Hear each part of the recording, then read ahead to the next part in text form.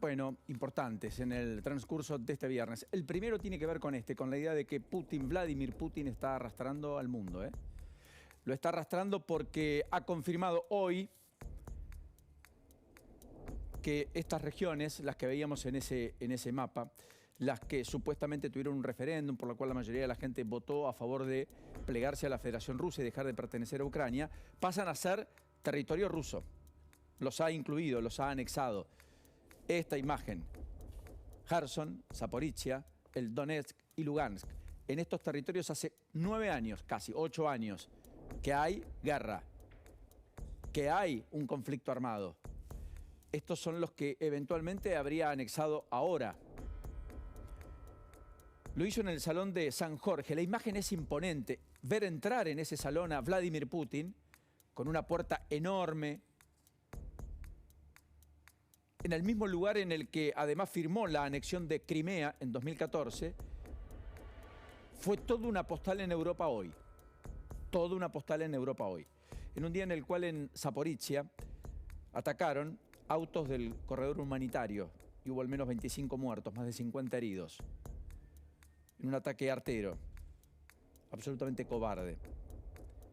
Ahí estaban huyendo las personas de los territorios ocupados, los que querían escapar. Se suponía que era un corredor humanitario, que lo que garantizaba era que no haya acciones bélicas. En Bruselas hubo una condena a los referéndums total y absoluta.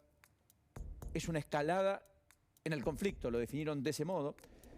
Bruselas, donde estuvieron reunidos incluso los ministros de energía de toda Europa tomando decisiones respecto a lo que va a empezar a ocurrir en Europa a partir de mañana, octubre, donde empiezan a sentirse ya con más rigor las bajas temperaturas y empezamos a transitar un otoño que va a decantar en ese invierno que dicen va a ser muy crudo, con precios por las nubes de la energía, muy onerosos para la economía. Van a limitar los beneficios de las empresas energéticas, han definido, y van a establecer como objetivo obligatorio reducir el consumo de energía eléctrica. En Francia, por ejemplo, se especula con que en las horas picos, por ejemplo, dejen de funcionar los que abastecen las recargas para los autos eléctricos, lo cual para muchos es una enorme contradicción porque hacia esa energía limpia va Europa. Fueron incentivadas las compras de estos vehículos con amplios beneficios fiscales. También lo están aquí en la ciudad de Buenos Aires, por ejemplo. Uno compra un auto híbrido y durante 5 años no paga el impuesto a las patentes, por ejemplo. Ese es un incentivo para comprar autos híbridos, con la idea de morigerar el impacto en los gases de efecto invernadero y por lo tanto no atentar contra el medio ambiente. Sin embargo, es tal la restricción a la que se va a someter en el próximo invierno Europa que hasta están pensando en restringir eso, como ustedes verán.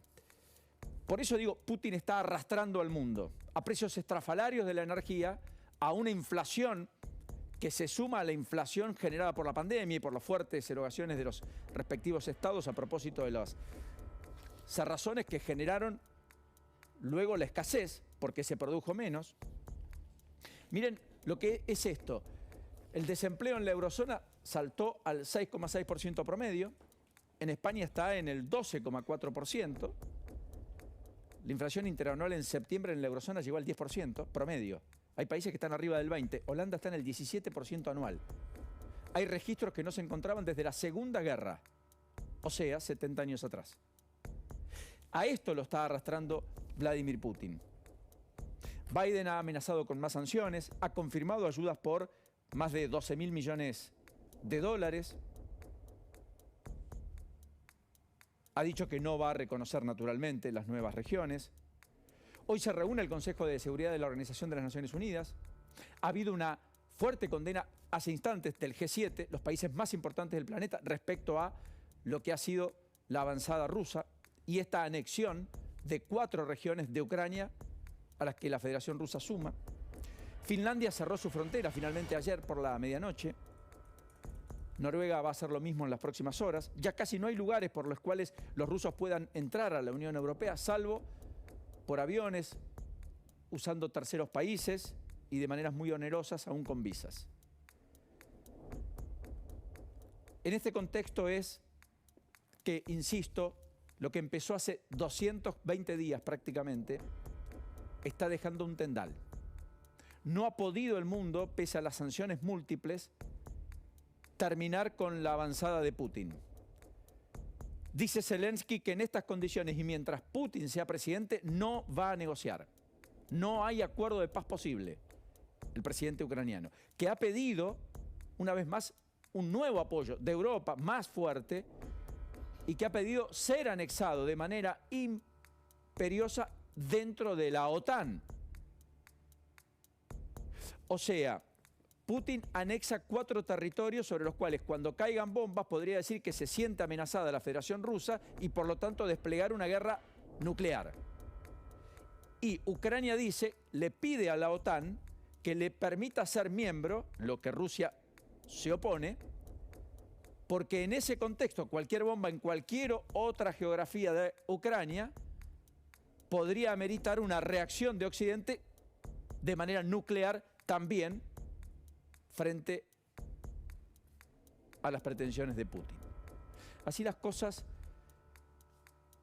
es cierto que no es inocuo que Rusia este año tiene una caída del Producto Bruto del 10%, que el año próximo probablemente caiga otro 5%, pero no es menos cierto que Ucrania está devastada. Su PBI va a caer más del 40%, ha tenido un tendal de muertos, se han ido como refugiados más de 7 millones de habitantes. Ucrania tiene una población parecida a la Argentina, para tomar magnitud y dimensión de qué estamos hablando. Hay mucho cansancio también, es muy heroico, lo han hecho con de manera muy estoica, pero también están al límite. Y esta situación está en un punto, eventualmente a esta hora, de no retorno. Y el mundo no sabe cómo encauzarla. Y se debate sin ser más contundente, asumiendo todos los riesgos que yo podría eventualmente conllevar, o si buscan el desgaste, y si se preparan o no para afrontar un conflicto, no digo in eternum, pero de larga duración. En el medio, el arrastre del mundo, o Putin arrastra al mundo a situaciones que no había imaginado. El segundo de los ejes tiene que ver con los aumentos, las paritarias y los dólares que están tensionando la economía. Y luego un poco más rápido porque lo vamos a hablar en el transcurso de la tarde. Se esperan anuncios 6:30 de la tarde de Massa. Algunos dicen que podría prorrogar el dólar soja. En un rato le voy a consultar a Helio, a Javi, qué información hay al respecto. Otros dicen que podría alumbrarse el dólar minero, otros lo descartan. Otros hablan de un dólar tarjeta distinto. No lo sabemos. Otros dicen que va a haber flexibilizaciones para los regímenes de importaciones de las pymes, que ya no les van a pedir o no va a haber tanta cerrazón a propósito de haber acumulado algo de reservas. Por cierto, importante en septiembre, con la fuerte liquidación de los exportadores de soja. No sé, está todo abierto. Otros dicen que estamos dando los primeros pasos hacia el desdoblamiento cambiario. En cualquiera de los casos, lo que hay es una inflación que tiene un piso del 6, lo que hay es una retroalimentación a propósito de casi una indexación en la que entró la economía, y las paritarias. Todo el mundo cierra paritarias, anticipa cierres, le pone bonos. 30.000 pesos le pusieron los estatales hoy, por ejemplo, antes de fin de año. Anticiparon los aumentos que iban a dar en 2023. 2 cuotas del 10% las anticipan a noviembre y diciembre y se van a volver a sentar en la mesa de discusión efectivamente en enero. Neumáticos consiguió un poquito más que la inflación, anticipó los aumentos previstos para el año próximo, con lo cual consigue prácticamente punto a punto un 100%, que es el ritmo al cual está creciendo la inflación. Bancarios consiguen el 94 ayer, lo anticipamos acá, con un bono de 185.000 pesos durante el día del bancario, a cobrarse en noviembre, con un salario inicial que parte arriba de los 230.000 pesos. Para alguien que trabaja en un banco, 230.000 pesos. Con estatales que estaban discutiendo salarios en torno a los 90 o 120, o docentes que ganan 50, 60, 80 en muchas provincias. Así que acá hay una tensión creciente porque eso va trastocando va trastocando la estructura de costos y todo termina en precio, más temprano que tarde es precio. Y el dólar también tensiona porque si vos no das dólares para insumos o productos finales y lo que haces es apuntalar la escasez o aumentarla, obviamente suben los precios. A menos productos, más precio. Y eso es lo que se ha visto en algunos sectores, claramente en los últimos tiempos. Así que vamos a ver cómo termina esto en medio de los aumentos que se vienen. Si quieren hacemos un rápido repaso, porque el mes próximo tiene una serie de aumentos ya definidos. No solo es expensas, no solo es el combustible entre el 1 y el 4% a partir de mañana. También están los salarios de empleadas domésticas, también entran la medicina prepaga, también entra el teléfono, internet y la televisión por cable, casi 20%, el gas con la primera tanda de aumentos 20%, la luz 50%, el agua 10%. Como ven, todo le pega a la clase media, todo. A eso agréguenle cochera, seguro de vehículos, colegios privados. Colegios privados, 20% en la Ciudad de Buenos Aires. Alguien que tiene 2 o 3 chicos en una escuela, 6,2% en la provincia de Buenos Aires, promedio, algunos serán el 10, otros serán el 5, expensas 10% promedio por el bono adicional de los encargados de edificios, alquileres por el recambio, 67% promedio. Así que efectivamente acá tenemos una inflación y precios que corren todo el tiempo, todos los meses, cada vez que el calendario cambia. Cada vez que el calendario cambia. Y el tercer eje ya tiene que ver con otra cosa, con Santa Fe y la crisis política y de seguridad a la que está asistiendo una provincia que está atravesada por el flagelo del narcotráfico, atravesada por el flagelo de la droga, de la violencia extrema, pese a que los indicadores económicos muestran que es una de las provincias con más vigor en términos de crecimiento económico, pese a que ha tenido en Rosario inclusive un índice de indigencia en menos de la mitad del promedio nacional, por debajo del 4%, pese a que ha caído la pobreza al 31%, cuando a nivel país estuvo en el 37% promedio, con regiones que estuvieron arriba del 40%. Pero la verdad es que las imágenes de Perotti, Saín, a quien se le han filtrado nuevos audios que voy a compartir ahora, han sumergido a la provincia en una crisis política, amén de la crisis de seguridad.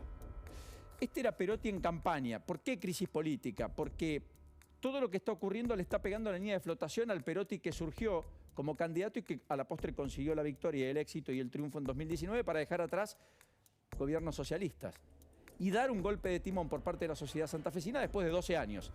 Perotti decía esto en el debate, miren. En cada pueblo donde llego, en cada barrio que visito, la gente me dice, en aquel kiosco venden, en aquella casita, y en aquel sector del barrio viven los que distribuyen. ¿Cómo puede ser que todos los vecinos sepan y el gobierno no? ¿Cómo puede ser que haya tanta gente que tenga armas y que pasee por la calle? ¿Cómo puede ser que se baleen casas, que se baleen comercios, que se haya balaceras contra edificios públicos, edificios de la justicia? ¿Cómo puede ser que haya tantos asesinatos? A eso hay que decirle basta.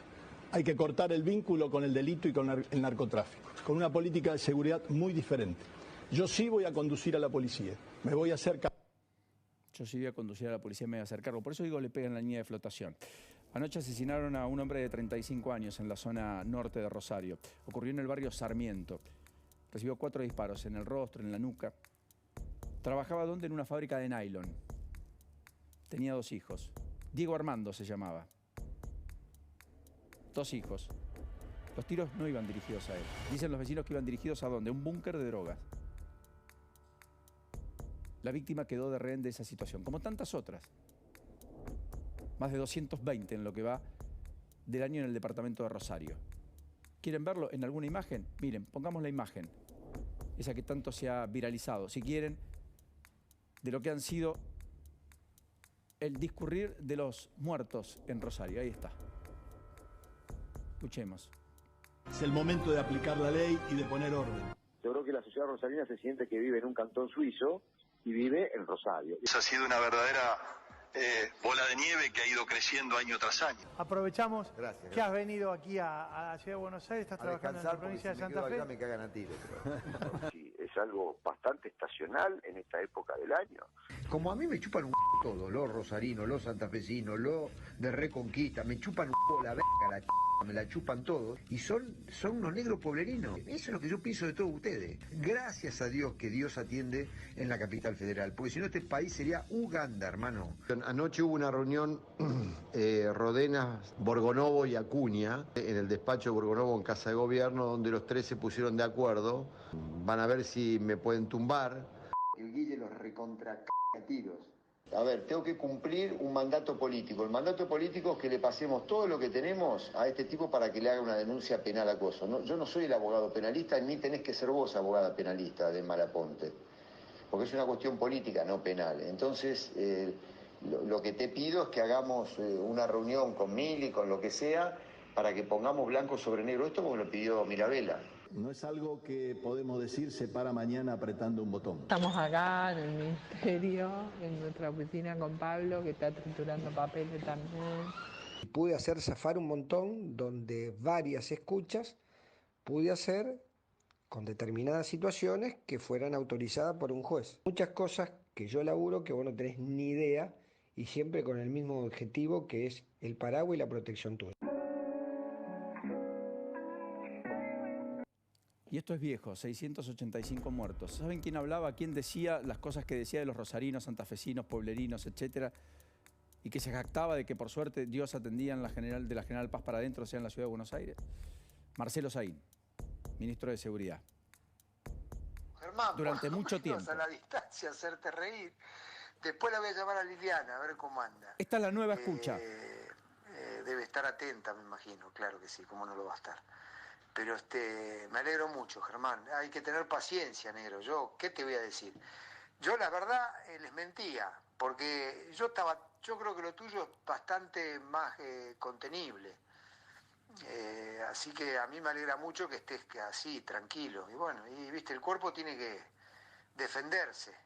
Nadia también pasó por esto. Y Nadia quedó bastante bien. Yo quedé hecho... O sea, viste, es muy variable todo esto. Bueno, y Forni se fue. Che, que la Chilindrina nos vaya a poner el sucesor, Estate atento con COVID, con lo que sea, porque ya veo que con el carápula ese que todavía no renunció, o sea, se murió Forni y no renunció aquel hijo de puta, ladrón de igual ya lo vamos a imputar en poco tiempo, con lo cual va a ser un dislate que el gobierno tenga imputado su subjefe. Estaba hablando del subjefe de la policía. Esto era en tiempos del COVID. Hablaba de que él había quedado golpeado por el COVID. Le pedía que no se aparte a Germán Montenegro, con quien estaba hablando. El que había perdido la vida era el jefe de la policía de Rosario, del que él se reía, Adrián Forni, esta persona. Jefe de la policía, murió por COVID. Fue el jefe cuando por caso, ¿se acuerdan la Nata Esquilachi, los que se habían escapado del penal de General Alvear? Los detuvieron en Santa Fe, era el jefe de la policía. De él se reía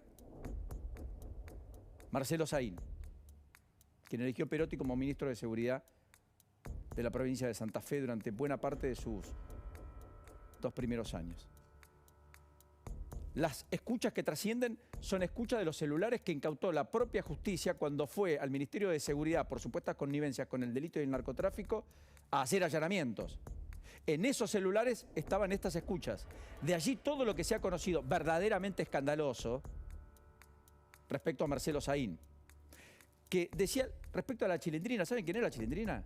Con quien estaba enfrentado, la vicegobernadora, Alejandra Rodenas, la ex jueza. Pero también digo que la crisis es política porque Perotti fue en una lista distinta a Rodenas, su propia vicegobernadora. Libraron de hecho una PASO en 2021. Perotti con el cobijo de la Casa Rosada y Rodenas con el cobijo de un sector del peronismo histórico. Terminó ganando Perotti. Perdiendo ¿quién? Agustín Rossi, que era el aliado de Alejandra Rodenas, que enfrentó al propio gobernador. O sea, el gobernador y la vice, en medio de todo este descalabro de seguridad, con ese ministro de Seguridad que estuvo a punto de ser eyectado del cargo por un juicio político, que tiene múltiples procesos judiciales todavía pendientes en la justicia de Santa Fe y que ha sido hartamente ineficaz en el combate del delito, se jactaba en esos audios de todas las cosas que hemos escuchado que son a todas luces impactantes e increíbles, hasta desde lo humano. Se reía de la muerte de un jefe de policía que había fallecido por COVID. Y le pedía a Montenegro, con quien hablaba, que esté atento para que al 2, que lo tildó de todo lo que ustedes saben, no sea el que quede y que no nombren a cual quiere, que pongan a alguien cercano a él. O sea, la política miraba a su metro cuadrado, hacía escuchas, mandaba a perseguir a directores de medios como el titular del diario El Litoral, integrante de ADEPA, además, de Santa Fe. Quería inventarle causas al ex ministro de Seguridad, Maximiliano Puyaro, por el cual hubo un repudio de la Unión Cívica Radical. Por eso hablo de crisis política, porque hubo un comunicado de la Unión Cívica Radical respaldando a Puyaro, uno de los suyos. Y el socialismo santafesino, que gobernó los últimos 12 años, también hizo un comunicado hablando de la mayor y más grave crisis institucional de la provincia de Santa Fe. Esta es la comunicación del socialismo. Santa Fe vive una crisis institucional grave y profunda sin precedentes. Y yo desconozco si hay precedentes o no. La crisis es grave, es profunda, ha tenido ribetes como los que acabamos de escuchar, que son dantescos y dramáticos, pero quiero decir sí 2 o 3 cosas adicionales que no exculpan, no excluyen, pero que sí refuerzan la idea de que hay que combatir al delito de manera organizada. Este es el comunicado de la Unión Cívica Radical. Y es cómo se replegó el gobierno nacional, ausente sin aviso, con este nivel de delito. ¿Usted imagina la ciudad de Buenos Aires teniendo un homicidio con estas características por día que no esté en medio de una situación de emergencia? Que en realidad proporcionalmente en términos de población significaría tener 3 homicidios por día, de los cuales de los 3, en 2 de cada uno de los días sean sicarios los que maten a otros, que haya bebés muertos, que no haya sido declarado zona de emergencia y desastre nacional. Eso es lo que está pasando. En una provincia que tiene, insisto, un gobernador que había hecho una bandera del orden y de la idea de finalmente despertar al gigante que es Santa Fe. Lo segundo podemos discutirlo. Respecto a lo primero, a todas luces hay un fracaso. De allí entonces, todo lo que ocurre, se impone respuestas, se impone una mayor interacción del gobierno nacional. Los miembros de la Corte fueron para respaldar a la justicia federal. Esta misma semana atentaron caminando, ya ni siquiera en moto ni en auto, pasaron caminando, si quieren compartimos el video, por último, y dispararon a las 3:30 de la mañana en las puertas de la Justicia Federal de Rosario, sobre el Boulevard Oroño. Una persona caminando con ese nivel de impunidad y de tragedia se está viviendo en una de las ciudades más lindas, en una de las provincias más ricas de la República Argentina. Bien, y mientras tanto siguen las tomas en